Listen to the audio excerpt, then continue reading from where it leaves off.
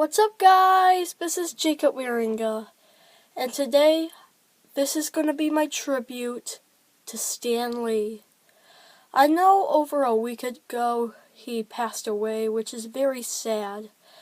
I mean, if it wasn't for him, we wouldn't have characters like Spider-Man, or the Avengers, or Hulk, or the Fantastic Four, or the X-Men, or Deadpool, or the list goes on. Anyways, let's get started. We're going to put down some gray legs, but if you like, you could put brown. And then the torso is from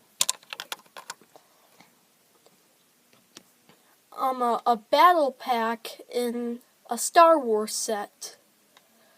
I just kind of like how it creates a little trench coat, and it kind of looks like Stan Lee, but the only inaccurate part is like the hood and the belt.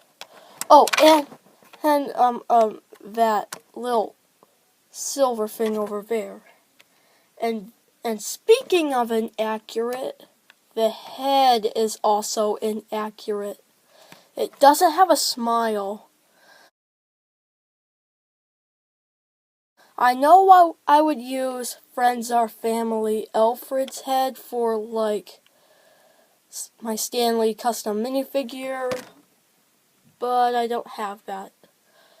And this head comes from Detroit Steel in like a superhero set.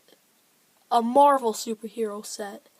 Speaking of Marvel superhero sets, the hair also comes in a Marvel superhero set. This comes from Captain Stacy. The hair really looks like Stan Lee. And that's how you make Stan Lee.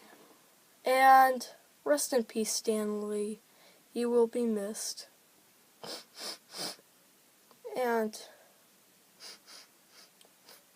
thank you for watching. This is Jacob signing out.